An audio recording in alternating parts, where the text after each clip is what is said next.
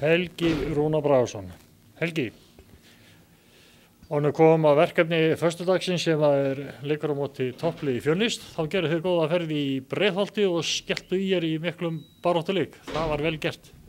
Já, það var vel gert. Það er alveg vel til orða sagt. Ég var virkilega ánægður með þann leik á stelpunum. Við vorum ekki spila lengi saman, svona alvöru leik, og það var bara, tók ekki nema nokkra mínútur til þess að stilla okkur svona nokkuð veginn saman. Þannig að ég var bara virkilega ánægður með hvað við vorum að gera þar. Þetta var eiginlega aldrei í hættu. Stelpurnar voru bara eins og þær hafði ekkert verið í neinu frí. Já, mætti eiginlega segja það. Og ekki segja bara æfingarnar á milli sig að skila sér svona rosalega vel til þér. Er þá að líða óstutti yfir næsta leik sem við Fjölnir á föstudaginn? Nei, ég vil helst bara hafa 2 leiki í viku. Það skemmtilegast. Það líða svo ekki nú að teita fram í bikarleikin. Já, akkurat. Þannig að hugsa hvað verður hún góða sundaginn. En við erum í þessu til að keppa, spila, og það það sem að dregur okkur saman, og því fleiri leikir, því oftar, því bara meira gaman. Helgi, Fjölnisliðið sterkt og þess vegna eru þær á toppnum, en það eru bara með einn tapaðan leik, bara eins og við. Já, það satt. Þetta ekki segja, þetta þá bara toppslæður á föstudaginn.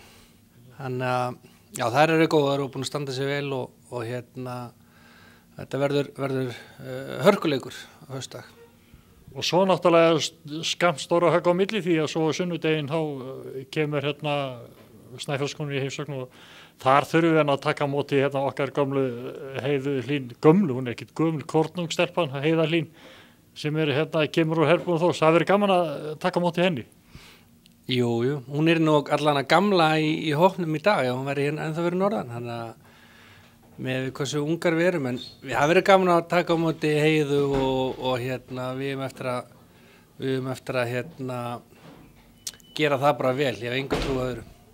Þetta náttúrulega alltaf gaman eins og fyrir stelpurnar núna. Það verður gaman að taka á móti úrvalsdeildarliði og bikar.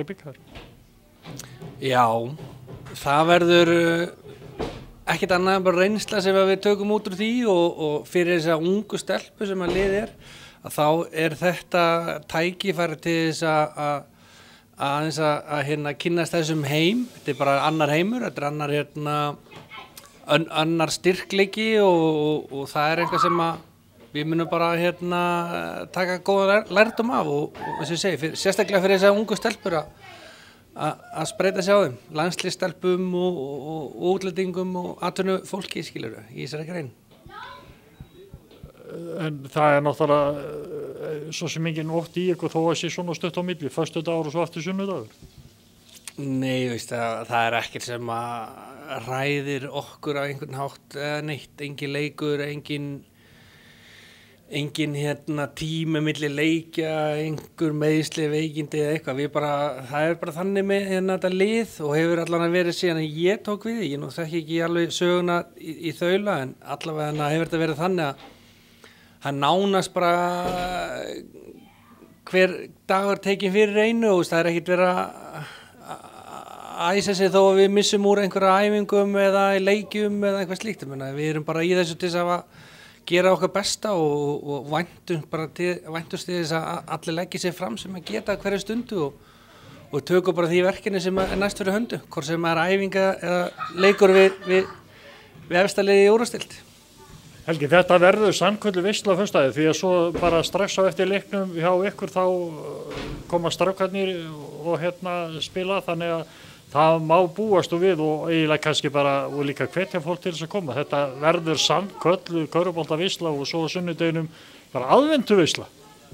Já, það ekki á föstudaginn fyrir ykkur kæra áhorfendur að koma og rífa ykkur í gang og mæta á leiki í körfuboltanum, þá veit ég ekki hvenær. Tvíhöfði sem hefur ekki verið lengi allavega hér held ég í körfuboltanum, að sé í gangi klukkan 6 á föstudag, og svo annar leikur klukkan 8. Þetta bara algjör veisla, og svo bara burger og drykkur með á milli leikja og svona, allir glæðir. Þetta var að hljóma þannig að maður getur alltaf beðið eftir þessu. Það bara svoleiðis. Það sama, það bara ég tikka niður klukkustundunar. Ég klár í slaginn og vona allar aðrir séu líka. Ekki gangi ykkur vel. Herri, takk fyrir kærlega.